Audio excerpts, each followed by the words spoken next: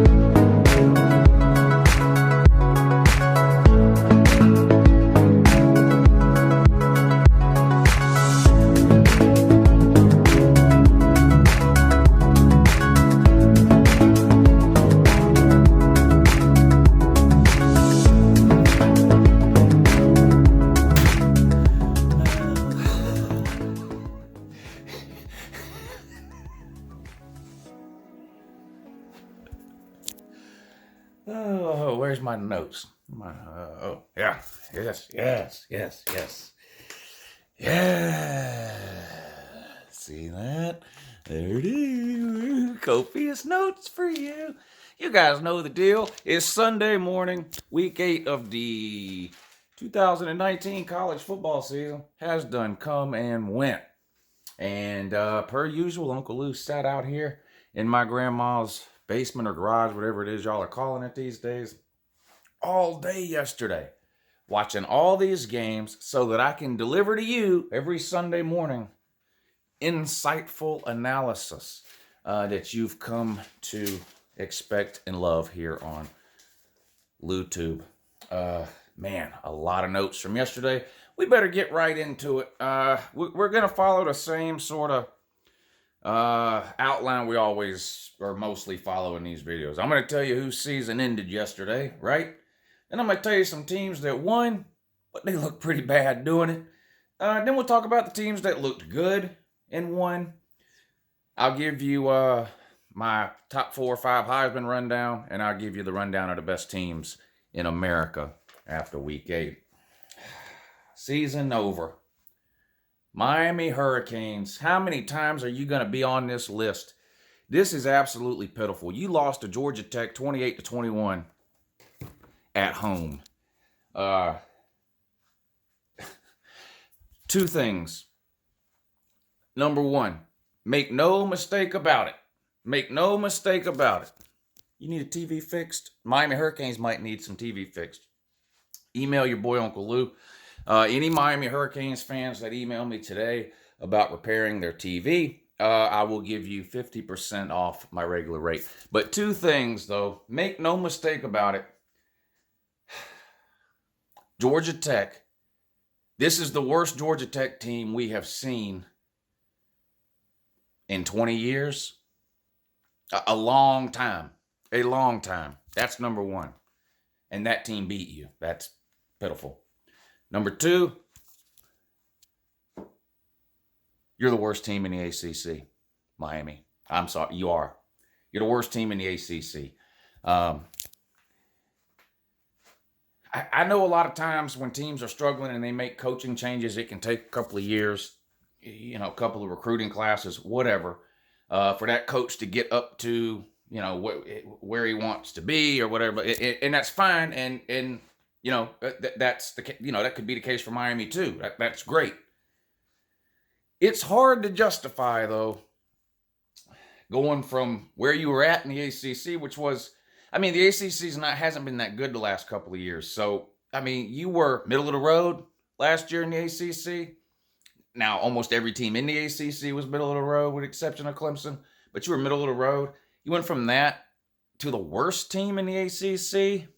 Hard to justify that. Handy Manny's going to have a lot of questions to answer. Hell, not even during the offseason now. Handy Manny's going to have to start answering some tough questions here. Manny Diaz, head coach of Miami. I really don't see any other way to describe Miami's season this year other than total disaster and failure. They're playing quarterback hokey pokey down there. They can't decide who they want to be the quarterback. The fans are mad at Dan Enos. Half the fans are mad at Jaron Williams. The other half are mad at N'Kosi Perry. All of them are mad at the offensive line. It's just really, really bad. And the thing is with Miami, they play Florida State every year. So, and Florida State's not that good either. So you say, well, can we get bowl eligible and beat Florida State in the regular season? Maybe that's acceptable for Manny Diaz's first year. I doubt both of those things are going to happen. Neither one of them might happen. It's just a total disaster and failure for Miami. I don't know. I don't consider myself to be a recruiting genius. I talk about that all the time. Every time somebody asks me a recruiting question, I tell them the same thing. I don't really start paying attention to recruiting until November or December, for early signing days in December. I look at how worked up I get over pointless, like regular season games between Georgia and Kentucky or whatever. Just look how much of a maniac I am. Can you imagine if I tried to follow recruiting 2 and 3 years out, the way these kids commit and decommit and flip from one school to this? I'd die right here. I wouldn't last a year. So I don't really pay that much attention to recruiting until, only pay attention really to the current cycle. And I don't even really pay attention to that till November, December. Early signing day in December, regular signing day still in February. So I don't know where Miami's recruiting class is at right now. If I can remember, I'll look it up while I'm editing this video and pop it up on the screen here. It better be top 10 in America, though, because Miami needs a whole lot of help, and they need it quick, fast, and in a hurry. You better recruit and sign a bunch of freshmen that are ready to play next year, because the product that Miami is putting on the field right now is absolutely unacceptable. I don't care about a first-year head coach. I don't care about Jaron Williams being his first year starting. You're putting N'Kosi Perry in. You're taking him out. You do the hokey pokey, and you shake it all about. And you lose to Georgia Tech 28-21. So Miami, what is this, the third time you've been on this list? Something tells me you might be on it 3 more times. I don't know. But, the thing is, Miami's expectations, the year season is over list is sort of based on expectations. And Miami's expectations keep getting lower and lower. And they keep failing to exceed those or meet those lower expectations. You remember when Miami was winning the division and challenging Clemson this year? I do. That was called the offseason. Yep, then the Florida game. Well, remember when Florida was the hardest team they were going to play and they almost beat them, so chances were Miami was going to go 11-1, still win the division, and challenge Clemson? Yeah, that was right after week 0. Remember when Miami lost on the road at North Carolina and people said, well, it was Mac Brown's first home game and him and Manny Diaz used to work together and, it was a tough environment and we didn't have any film on the quarterback, but, we could still go 10-2, compete for the division. Remember that? Yeah, I remember that. Look at them now. Now they're like, man, can we make a bowl game? Can we beat one of the worst Florida State teams we've seen in the last 20 years? I don't know. But regardless of any of those things, one thing I do know, your season is over. So congratulations for that. Look how I just flipped them notes around. Professional.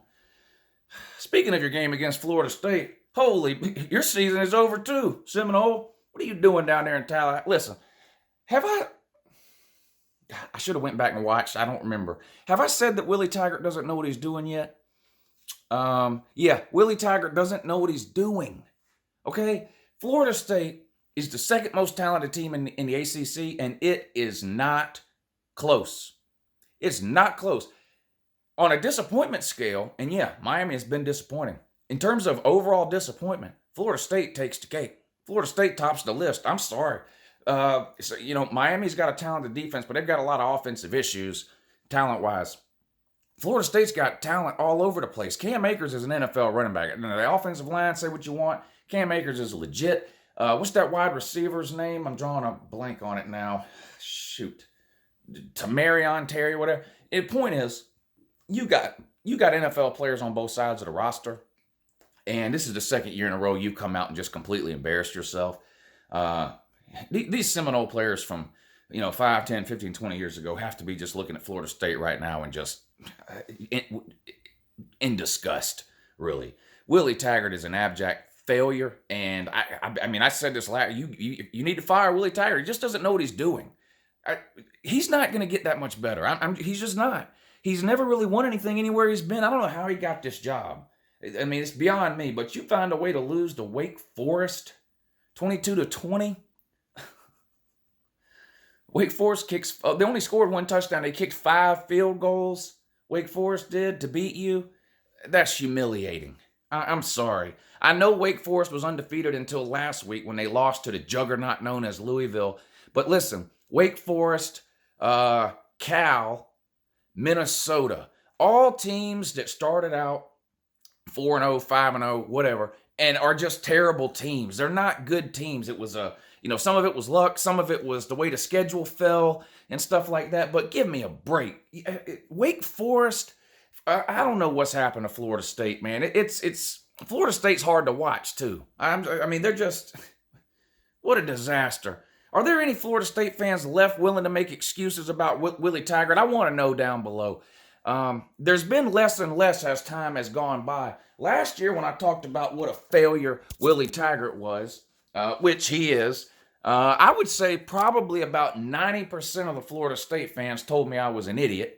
5% of the Florida State fans told me I was just racist and didn't like black coaches, which is completely ridiculous considering 2 of the coaches I talked the most about being 2 of my favorite coaches in all of college football are James Franklin, David Shaw. It's hard for pea-brain, simple-minded people to understand that somebody may think a coach is bad because he's a bad coach, not because of what color he is. Butch Jones is one of my favorite punching bags. Gus Malzahn, terrible coach. Dan Mullen, I talk about him all the time, being in the SEC for 9 years, can't win a division.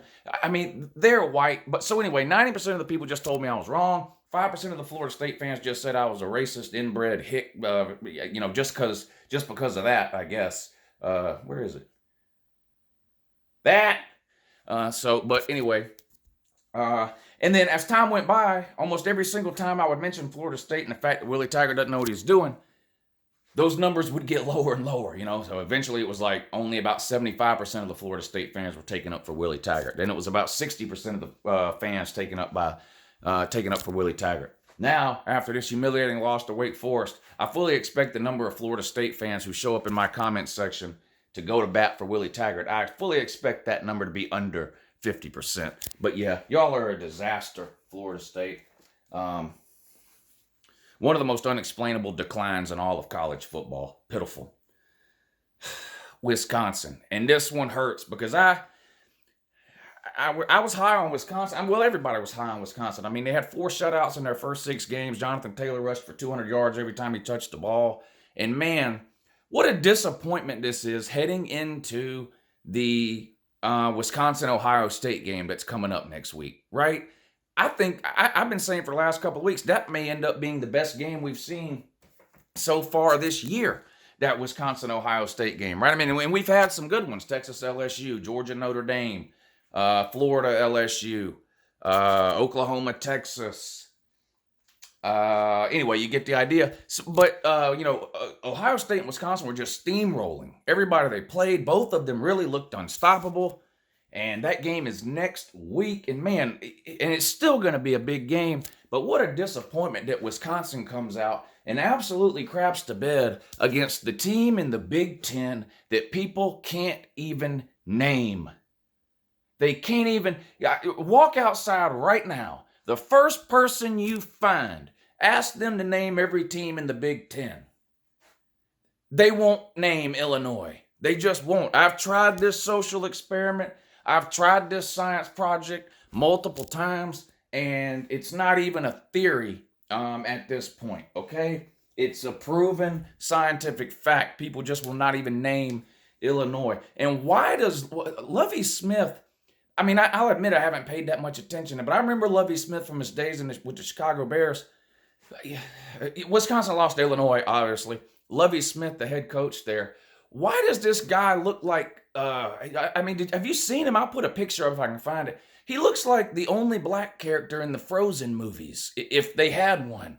The guy is weird. He looks like the black abominable snowman. I don't know. Strange looking, the beard, and I don't know. Anyway, can't wait to read the comments on that. I guess I'm racist for that too. I don't know, but big win for Illinois, biggest win probably in over 10 years. And Wisconsin, I don't know if this was some kind of, did you get caught looking ahead to Ohio State? Was it the type of thing like happened to Georgia last week where, Wisconsin did make a bunch of mistakes in this game that they typically haven't made all year long. And Illinois made very few mistakes, which is very unusual for them. And it was just one of those things. So I don't know. Do I think this means Ohio State is going to blow out Wisconsin next week because Wisconsin lost to Illinois? No, I don't think that. Could Ohio State blow Wisconsin out? Yes.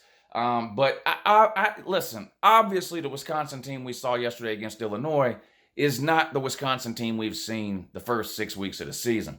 I hope, since I'm a college football fan who loves watching good college football games, I'm hoping for a good game there. I've been looking forward to that game for 2 or 3 weeks, and this is just very disappointing and honestly pisses me off, Wisconsin, that you went out and just blew this game to Illinois ahead of this huge matchup next week with Ohio State. But anyway, it appears that your season is over, and the reason is you're not beating Ohio State twice. You're not. Even if you beat Ohio State next week, it's going to be an OU Texas situation from last season. I don't think there's anybody that could beat Ohio State twice in the same season. I just tell you that right now. Especially not Wisconsin. I'm sorry. Your season is over. You will win the division. Minnesota is a pretender. I expect you to boat race them at the end of the season. I think y'all play the last game of the year. So you'll win the division. You'll probably finish with 2 losses. You better hope Minnesota loses 2, though. Because if not, even if you beat them, they could win the division. But I still think you're going to win the division. I'm going to talk about Minnesota in a minute and their schedule coming up versus what they've had so far. But your season is over in terms of winning the Big Ten or making the playoffs. I'm sorry. You're not beating Ohio State twice. It just is what it is. Michigan. Jesus Christ. Is anybody surprised that Michigan had a big game and lost? I'm not. I'm surprised it was close, though. I am surprised it was close. And I'm not some kind of Michigan hater. I mean, I've been banging the Michigan drum every offseason for the past 3 off seasons. And every single year, Michigan comes out and makes me look like a complete fool, which, according to a lot of you, isn't that hard to do. But they lose at Penn State 28-21, and really the game was not that close. It was 28-14, and Michigan scored a late sort of garbage touchdown, which pissed a lot of people off, including me, because Penn State was a 7.5-point favorite. A lot of people were on Penn State in that game, including me. And so 28-14, which would have been a winner for Uncle Lou, turned into a loser because of a touchdown scored that meant nothing, just so Jim Harbaugh could try to tell the reporters after the game that he only lost by 7 instead of 14. But to be fair to Michigan, though, and yeah, their season is over. I mean, come on. Ohio State will beat you by 40. That's just what it is. I doubt you can beat Notre Dame. Don't they play next week too? Michigan and Notre Dame, or maybe it's 2 weeks. Anyway, it's coming up real soon. Now, Notre Dame will beat the bejesus out of you, probably. Ohio State will definitely beat the bejesus out of you. So your season is over. But the bright spot, if you're a Michigan fan, this is without a doubt, this game last night between Michigan and Penn State is without a doubt the best moral victory that Michigan has had in a while. If you go back and look at the big games they played, let's recap Michigan's big games lately. Earlier in the season, blown out by Wisconsin. Bowl game last year, blown out by Florida. Ohio State game to end the regular season last year with a Big Ten title on the line and a trip to the playoffs on the line, blown out by Ohio State. So, your last 3 big games you lost in blowouts. Yesterday you only lost by 7. Probably the biggest moral victory we've seen since Florida only lost to LSU by 2 touchdowns last weekend. So hats off to Jim Harbaugh. Good luck with your spend the night parties and your pointless trips to the Vatican for no reason with your football team. I don't know. I don't even want to know what's going on with the priests and the altar boys and all that when you take those people to the Vatican. That's between y'all. I don't want to know. But your season is over. 2 other teams I'm just going to throw in real quick here. Washington's season has been over in terms of making the playoffs because they already had 2 losses. But they had a chance to win the Pac-12 still, but they had to beat Oregon and they couldn't do it. Now, this was probably one of the most entertaining games of the day yesterday, honestly. 35-31. I don't think that's a bad loss to Oregon. So I'm not really here to dog Washington for that loss. Because it wasn't a terrible loss, a 4-point game. It was at home though, so maybe you say, well, we got to win these at home, and I agree, you do. But you lost. Great quarterback duel in that game between Jacob Eason and Justin Herbert, 2 future NFL stars in my opinion. But Washington lost. That's their 3rd loss. Just forget it. You go into a bowl game that nobody will watch. It's just what it is. And Missouri, man. We don't talk a lot about Missouri. Why? Well, they lost to Wyoming in week 1, so they quit mattering then. But they've been on a roll since then, hadn't they? 4-0, 5-0, or 4-1, 5-1, whatever it was. And everybody kept saying, oh, Missouri, they're going to be undefeated when by the time November comes around and they start playing Florida and Georgia. Well, then they go out week 1 and lose to Wyoming. So what do people say then? Oh, look at Missouri. Kelly Bryant finally figured it out now. They'll be 5-1, 6-1, 7-1 by the time they start playing Georgia and Florida in November. And you go out and lose to Vandy. Not just any Vandy team either. The worst Vandy team we've seen in a long, long time. Vanderbilt is absolutely terrible. This was only Vandy's 2nd win. Their only other win was against UNLV, wasn't it? I think it was. So, Missouri, your season is over. Missouri was in 1st place in the SEC East when yesterday started. Just think about that. Missouri, near the end of October, was in 1st place in the SEC East with 0 conference losses. Georgia, of course, having a loss, and Florida having a loss. Well, after yesterday, they're all 3 sitting on 1 losses, aren't they? Yeah, they are, because Florida and Georgia won an SEC game, and Mizzou lost to Vandy. So, Mizzou, your season is over. That's 2 losses. Of course, Mizzou's not eligible for postseason play anyway, because their student athletes cheated, and tutors were cheating, and every academic deal. Argue about whether that was fair or not, but it happened. So no postseason for you. So your season was really over before it started, but now you're sitting on 2 losses and you still got to play the best 2 teams in the East, Georgia and Florida. So, but 8-4, pretty good season for you. Congratulations there. So that's sort of the season is over. Now, who won yesterday but looked really bad doing it? Clemson. Now, forget the score, 45-10 over a terrible Louisville team. Trevor Lawrence threw 2 more interceptions yesterday. What is wrong with this guy? I'm tired of joking around about Trevor Lawrence not being any good this year because Clemson got busted for steroids last year, so they're not able to use them this year. I'm tired of joking around about that and starting to wonder, is there actually something to it? I don't know. The guy has just been absolutely terrible. He leads the ACC in interceptions. And I'm going to tell you something else. If it wasn't for Justin Ross and some of these receivers that Clemson has that make these just ridiculous circus catches, he would have at least 4 or 5 more interceptions this year. He could have had 2 more yesterday if you watched that game.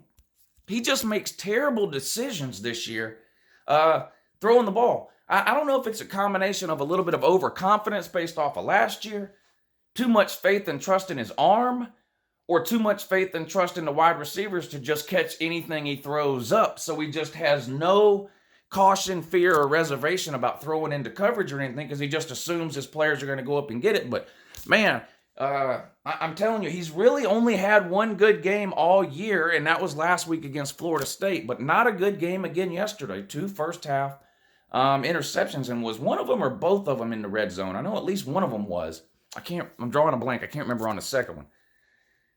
Now, Clemson's defense is absolutely lights out. No question about it. But I'm going to tell you right now, if Clemson, because Clemson plays, their schedule isn't that difficult between now and the playoffs. It's just not. Even the ACC title game should be a cakewalk for them. But if Clemson comes out in the first round of the playoffs, no matter who they play, because look at the, just look at the teams in the top 6, 7, 8, whatever that you think might make the playoffs or have a chance. No matter who Clemson plays in round one, if Trevor Lawrence comes out and plays like he's played every single week this year except the Florida State game, Clemson will get beat.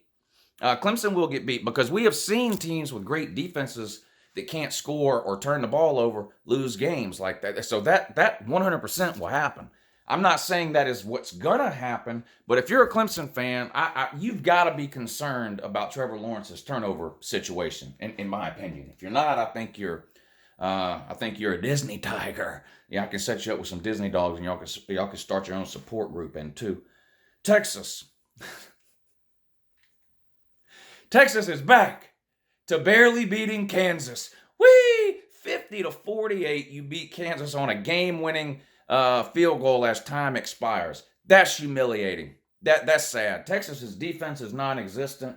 That one running back, you only have one running back on scholarship, Keontae Ingram. He had a good game going for over 100. Ellinger had a pretty good game. I mean, the offense played okay, but defensively, you let Kansas and Les Miles go up and down the field on you like you weren't even there. And you deserve to lose this game. Kansas deserved to win this game. They scored with only a minute to go in the game, and then Texas completed 3 or 4 medium-type passes to get into field goal range and then kick the game-winning field goal. But Kansas outplayed you, in my opinion. It looked like a better team. So you won, but it was bad. But your season's over. Anyway, you got 2 losses. You're lucky you're not sitting on 3 right now. Good luck against Baylor. That's all I can tell you. I'm not convinced Texas will even make it to the Big 12 championship game at this point. It may end up being Baylor against Oklahoma. But even if Texas makes it, they'll get beat by Oklahoma again. They just will. So, but that's sad. Alabama 35-13 over Tennessee. And this game was close into the fourth quarter. In fact, Tennessee had a chance to make it a 1-score game. They were on the 1-inch line. And Jarrett Garantano fumbled the ball, and an Alabama defensive back scooped it up and ran 101 yards for a touchdown. So it went from about to be a 1-score game to that made it a 3-score game, and it was over at that point. Jeremy Pruitt absolutely lost his mind on the sideline with Jarrett Garantano grabbing him by his face mask. And then, I almost felt bad for Garantano. Because they showed it on TV. Pruitt just crawled up in his booty hole and camped out up in there. It wasn't a pretty sight to see. Because of course Marr went down. He never should have been playing in this game. I told you that all week. It was just it was a criminal. It was a criminal coaching decision in my mind to even play Marr this week. He had a concussion last week. You send him out again this week. What happens? Another concussion. Never should have been playing. Tua, he's camped out in injury 10 again. We knew it was a matter of time before this happened. Nothing, not making fun of his injury or anything. We just, if you paid any attention at all to college football over the last year, you knew Tua was going to get hurt and miss some time at some point. So Mac Jones came in, and that really gave Tennessee a chance in that game. Like I said, if you watched it, you know what I'm talking about. But had Tennessee scored, and they had a personal foul penalty on defense that screwed them up too. But basically, Tennessee held Alabama to 3 and out 3 times in a row in the third quarter. But then one of their linebackers or defensive linemen or something sacked Alabama's quarterback, and as he was getting up, it shouldn't have been called a penalty. There was two SEC games yesterday that. I'm not going to say the outcome was decided by referees, but referees directly impacted the outcome. The Alabama game, some terrible. Alabama continues to get every questionable call in their favor. And the Florida South Carolina game, I don't blame Will Muschamp for being pissed off about that either. They had a bad win too against South Carolina, 38-27. Yes, I know South Carolina beat Georgia, but listen, the reason it was so funny that South Carolina beat Georgia is because South Carolina's a terrible team. How do I know that? Well, Florida fans spent all week telling me how terrible South Carolina was and how funny it was that we lost. So good struggle win for Florida and the referees over South Carolina, but there were some absolutely horrendous calls in that game too. Again, I'm not blaming either of those losses, Tennessee or South Carolina, on the referees. But unless you're a fan of, if you're a fan of Florida or a fan of Alabama and you want to pretend to be blind like you don't know what I'm talking about, fine. Everyone else in college football knows those referees made some terrible calls that went in the favor of Alabama in both Florida. Georgia won but looked bad, 21-0, didn't score till halfway through the third quarter. We can blame it on the rain like Milli Vanilli, or we can blame it on Georgia's offense, the play calling, the offensive coordinator, Kirby Smart, being way too conservative, and Jake Fromm just honestly being not that good of a quarterback. I'll let you guys decide in the comments section what you want to blame it on. Listen, half the Georgia fan base is on their way to my house right now to kill me based on things I said about Jake Fromm yesterday, so I better just leave that alone. In Texas A&M, 24-17 over Ole Miss. Anytime you beat Ole Miss by 7 points, it's not a good win. Sorry. Who did win good yesterday? Oklahoma rolled again, 52-14 over West Virginia. Hurts another 5 touchdowns. Time to start taking Oklahoma's defense seriously. I've been trying to persuade y'all for the last couple of weeks that Oklahoma's defense, although not elite, not top 10, 15, 20, or 25 even, is light years ahead of where it was last year. They were ranked in the 110s in almost every defensive category known to man last year. They're hovering between 30 and 40 in almost every single one this year. They hold West Virginia to 14 points. Is West Virginia as good as they were last year? No, but didn't they give up 50 points to West Virginia last year? And there's been a couple of games this year where that's been the case. Texas Tech, I think, scored 40s last year against them. Struggled to score it all this year. So Oklahoma's defense is a lot better. Their offense seems to be rolling along just like it does every year. This looks like Oklahoma's best chance to actually win a playoff game instead of just making the playoffs and getting humiliated in the first round like they do every other year because their defense is straight doo-doo. This year, not straight doo-doo, crooked doo-doo, but that's an improvement over straight doo-doo. Ohio State dominated again, 52-3. Fields had another 4 touchdowns. That puts him at 30 touchdowns for the year. The most touchdowns Jack Fromm the most touchdowns Fromm has ever had in a year is 30. So it's October 20th. Justin Fields has 30 touchdowns. Ohio State absolutely humiliated. He was 18-23, 194 yards, 4 touchdowns, no interceptions. Humiliating. It's just what it is. Who else looked good? Minnesota looked good. I know it was Rutgers, but 42-7, but I'm hard on Minnesota, and I still think Minnesota's the worst undefeated team left in America. But 42-7 over Rutgers, that's all you can do against a terrible team is go out and humiliate them. Here's my problem with Minnesota, okay? In case you've been asleep for the first 2 months of the season. Here's what Minnesota has done so far this year. Week 1, they beat South Dakota State 28-21. Miracle. Week 2, they beat Purdue, a terrible team, 38-31. Miracle. That's 2 one-score games. Week 3, what is this? Can't even read that. Is that Illinois? 40-17. Congratulations. Huge win there. Huge win. Fresno State, 38-35. Georgia Southern, 35-32. What's with all these close wins? Nebraska, 34-7, and now Rutgers, 42-7. So you haven't beat a single good team. I mean, that's not breaking news, is it? That shouldn't even be fake news or alternative facts. You should know that. Okay, so that's who you played so far. No wonder you're 7-0. But who's coming up on the schedule though? Maryland, they'd probably win that one. Penn State, L. At Iowa, L. At Northwestern, 50-50. And then you finish up with Wisconsin, L. So you'll lose 3 games is my guess. Your record will be good. Your record will make you look better than you are, period. So that's just, that's what it is. So let's see, is that it? I covered who lost, covered who season was over, we covered who won and was bad, won and was good. All right, The Heisman list hasn't changed in terms of top 5. You know, we can argue over the order, but here's the 5. One of these 5 people is winning the Heisman. Hurts, Burrow, Fields, Taylor, Tua. I should take Tua off the list.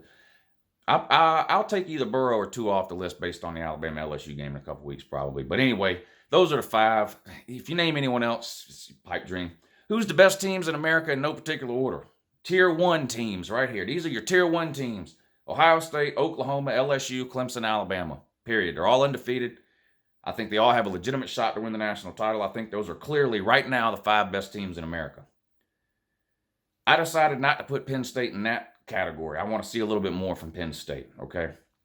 Here's the second tier teams. I think these teams still have a outside shot. Penn State, Florida, Georgia, Auburn, Oregon, Utah. All those teams have one loss with the exception of Penn State, who's undefeated. The reason I'm putting Penn State tier 2, I just don't think they're going to beat Ohio State. So I don't think they're going to win the division. So anyway, tier 1, Ohio State, Oklahoma, LSU, Clemson, Bama. Tier 2, Penn State, Florida, Georgia, Auburn, Oregon, Utah. If you're wondering about Notre Dame, I think in terms of how good they are, they're probably in that tier 2 category. But I think every team in that tier 2 category still has a chance to make the playoffs. Not as good of a chance as the first teams I named, but still a chance. Notre Dame has no chance. They lost, they lost to the best team they played. They don't have a 13th game. Even if they get up to around 4 or 5 heading into conference championship week, somebody's going to pass them based on a win they get in a conference championship game that Notre Dame chooses not to play in. So that's what it is. Anyway, I love college football. I know y'all do too. And it sucks, but half the teams that play have to lose. And for a lot of you, that was your team this week. Anyway, don't forget. I'm starting a daily morning show next week, 8 o'clock. It's not a call-in show. It's more like a podcast, but it's live on YouTube. So anyway, even if you don't watch it live, catch it later. I'm going to cover a lot of the news stories within college football that I don't have time to do videos on during the week and whatnot. So join us, approximately 8 a.m. to 9 a.m. And I think I said every day. I think I'm going to do it 3 days a week in the beginning, Monday, Wednesday, Friday maybe. Anyway, appreciate you guys watching. Have a good morning.